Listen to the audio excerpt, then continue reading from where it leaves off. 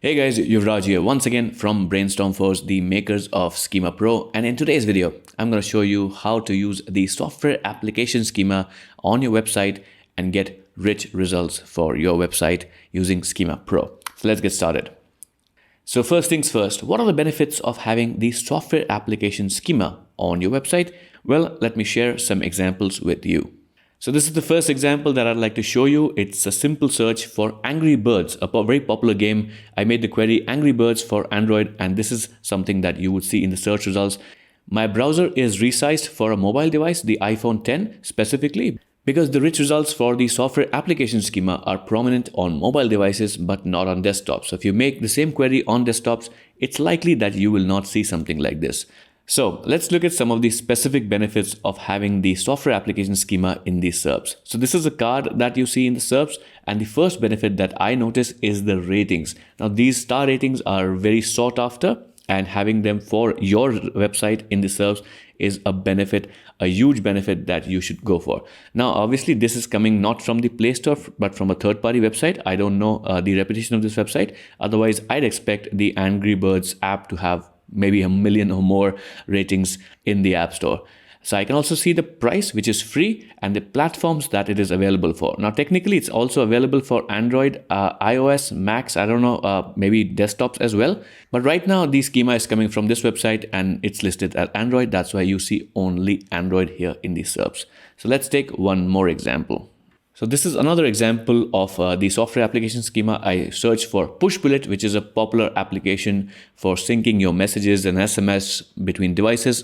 So it's available on the Android and I think the iOS App Store as well. As you can see, once again, you see the ratings, the price, and the platform that is available for right here in the search results, which is amazing because once you see this number that this uncertain app has millions of reviews, any user who sees this is more likely convinced that it's a great app, or at least it's a very popular app.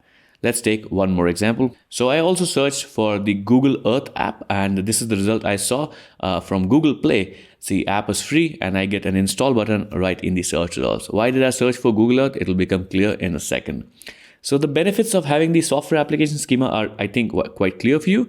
You get the ratings directly in the search results, you get the price information, and also the platforms that is available for right in the search results, which is obviously beneficial and attracts the user to your search result rather than a generic search result. So let's look at Google's official guidelines and let's find out if there's something interesting to see in those guidelines that we should be aware of when using the software application schema.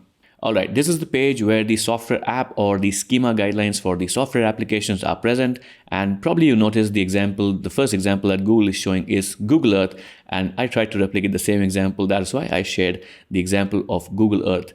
So I did spend a lot of time on this page reading through a lot of detail, trying to find if there was something specific that I should tell you about that you should be aware of when configuring the software application schema.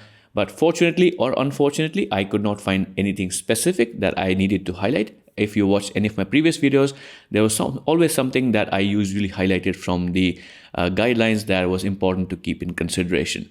So what I'll do is I'll leave a link down in the description for this page and you can check it out. And if you find something that I probably could have highlighted, then leave a comment on the video.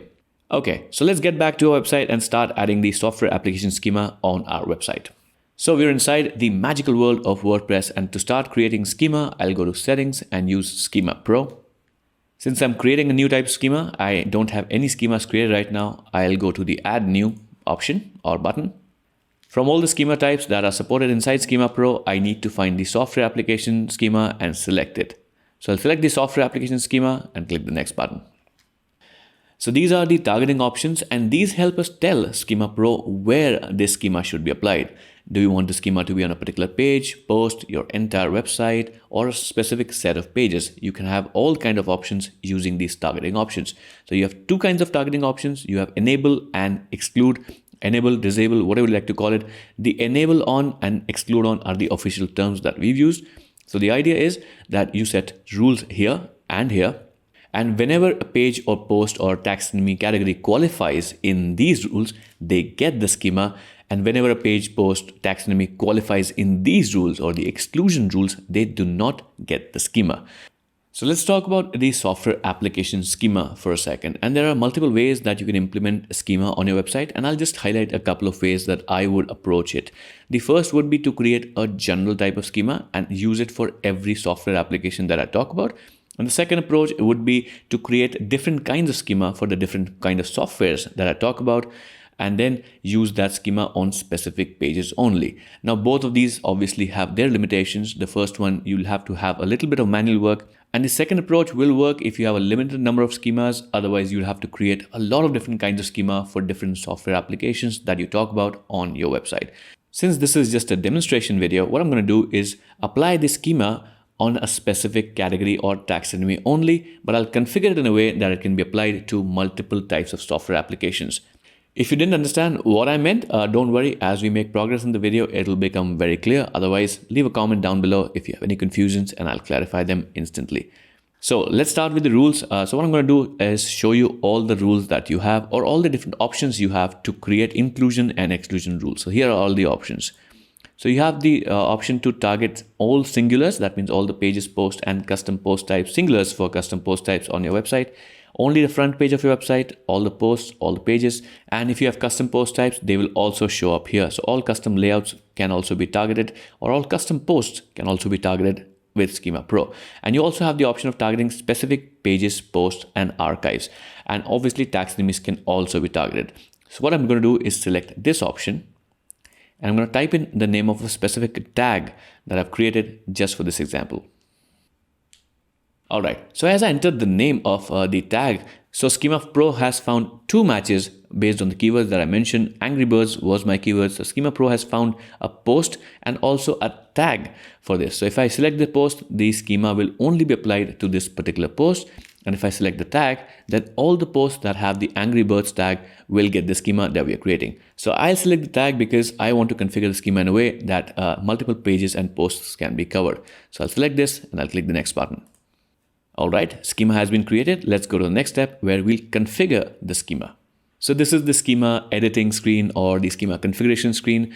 There are a bunch of options here. So let me start with the first option, which is naming the schema. So the current name for the schema that we are creating is software application.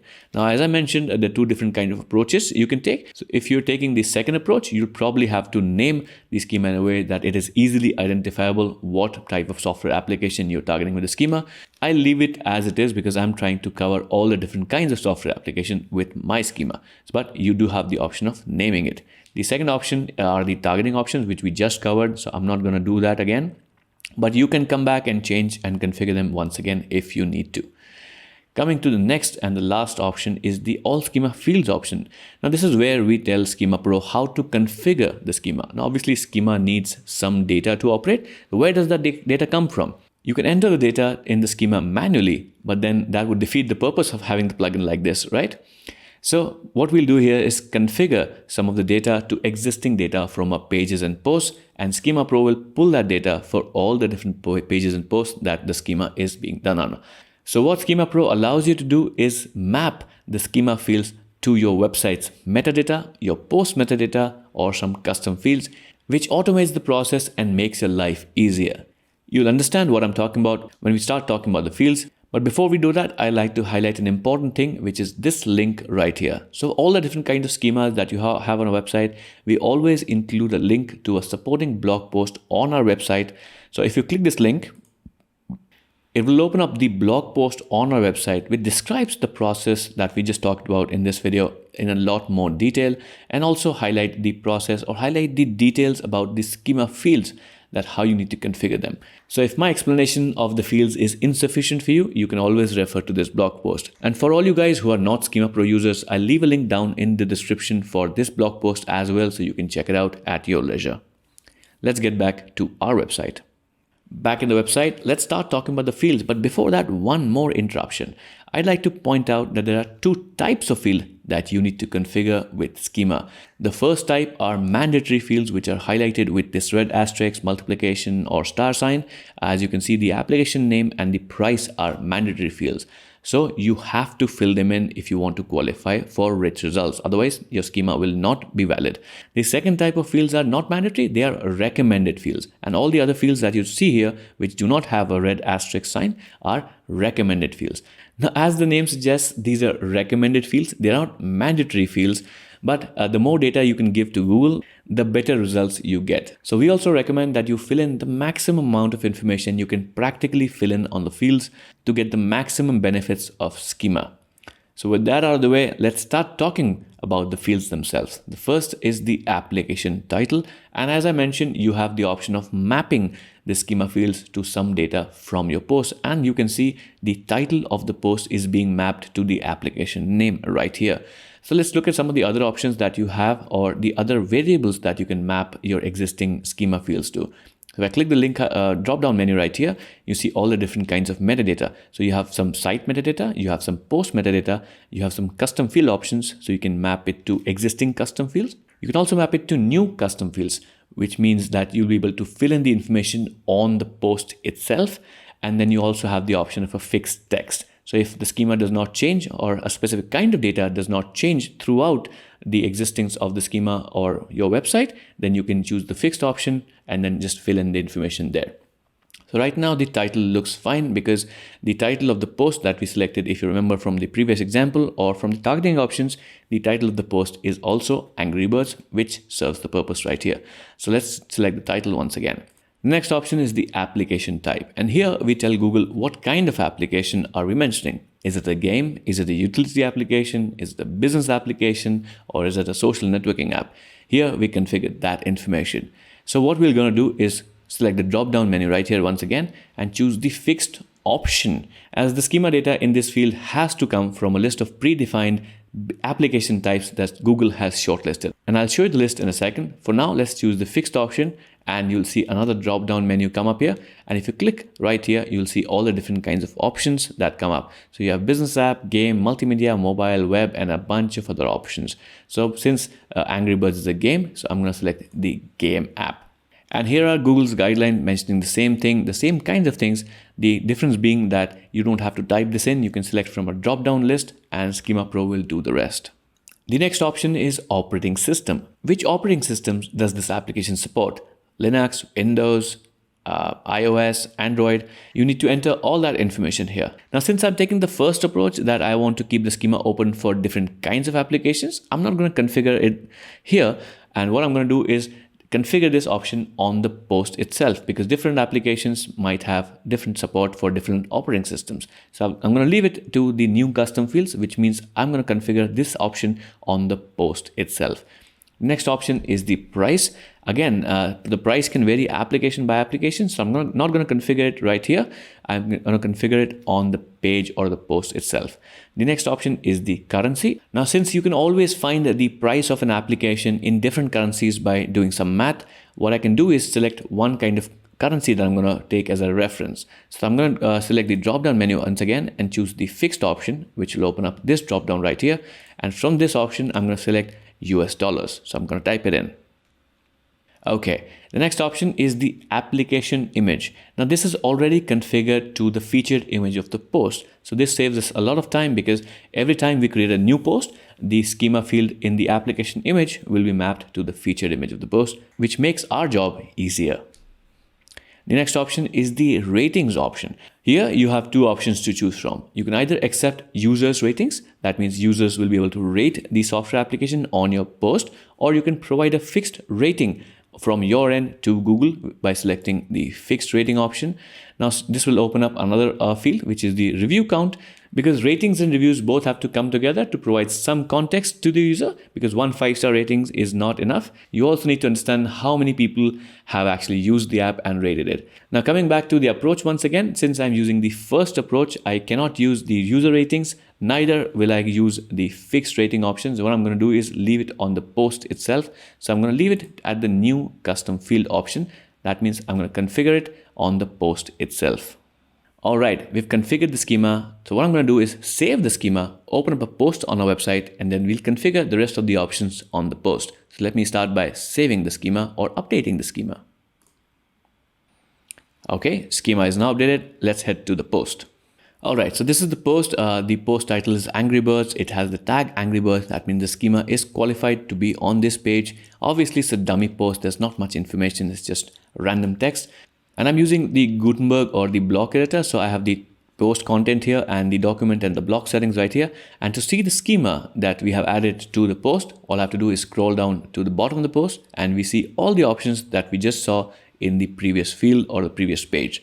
Now, some of the fields are highlighted in red because they are mandatory fields, but we haven't actually configured them right now. So the ratings are currently blank, the price is blank, and the review count is also blank. So Schema Pro is kind of warning you that, hey, you've not filled in the mandatory fields, your schema will not be valid.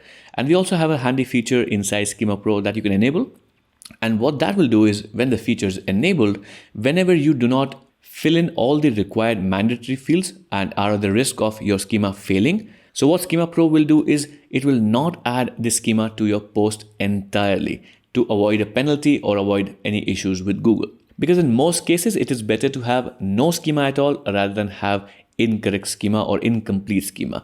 So this nifty feature will save you a ton of headaches if you're just starting out with schema. So let's look at the fields now and what we need to configure on the post. So the application name is already mapped to the title as we saw, and this field has been mapped to a metadata. That's why you see a nice link icon right here, also in the featured image. So any field that is mapped, you will see this kind of icon. So operating system. So the operating system for Angry Birds is, let's assume it's iOS and Android only. So I'm going to fill that in comma separated values. So this is how you fill in the information, just comma separated values. And if you support different versions, then you can also label them, or you can also include different versions of the operating system. So example, you can enter Windows 7, Windows 10 also if your application has that kind of support, or the application you're talking about has different kinds of support. Coming to the next field, US dollar is already filled in. We don't need to change it. Let's talk about the ratings. So I can enter any kind of rating. Let's assume Angry Birds is a fun game. So let's give it a 4.5. And the stars are already filled in. We don't need to change it. Let's say the review count is 100,000. Coming to the price, the application is free to use. So I'm going to enter a 0. And that's it. Schema is now filled in. So let's update the post and go to the post and now test out the schema if it actually works. So I'm going to update the post first. And once it's done, we're going to open the post. Okay, so the post is now updated. Let's open up the post. All right, the post is now open. Let's start testing the page for rich results by clicking this button right here, which is added by Schema Pro. And it automatically opens the rich snippet testing tool and also start testing the URL quickly. All right, the testing is now done, and as we can see, the page is eligible for rich results. You can see the breadcrumb schema has been detected, which is not the part of this video. We've already done a video on that. So link in the description or in the cards above.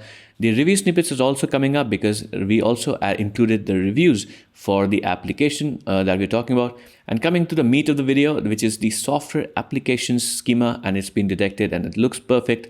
Let's open up and see all the details that we added. And everything is being detected by Google perfectly. And the best part is that anytime I make any changes to the post, the schema will automatically be updated. And based on the approach I took, I can use the same schema that I created on multiple pages in post, whether they are talking about the same application or not. And that's the video, guys. That is the entire process of how to add the software application schema to your website using Schema Pro. I hope you understood the process completely. If you have any questions or doubts, make sure to leave them in the comments and I'll answer them as soon as possible. Make sure to like this video if you enjoy this kind of content, and also don't forget to subscribe to our channel because we create helpful content just like this on a regular basis and you don't want to miss out. While you're at it, also hit the notification bell and choose the always or all option so that we can send you notifications about new videos that we upload to our channel. And if you haven't checked out Schema Pro, as you already saw, it's a powerful plugin. So I would encourage you to go to wpschema.com right now and check out the plugin. There's a link down in the description as well, so you can directly go to the website. Also check out some other products that we make. We make Schema Pro, obviously. We make Convert Pro. We make Ultimate add-ons for different kinds of page builders. And we also make the Astra theme, which is one of the most popular themes out there for WordPress available right now. So once again, my name is Yuvraj. I hope you enjoyed this video, and I'm definitely sure that I'm going to catch you in the next video. So till then, take care and stay safe.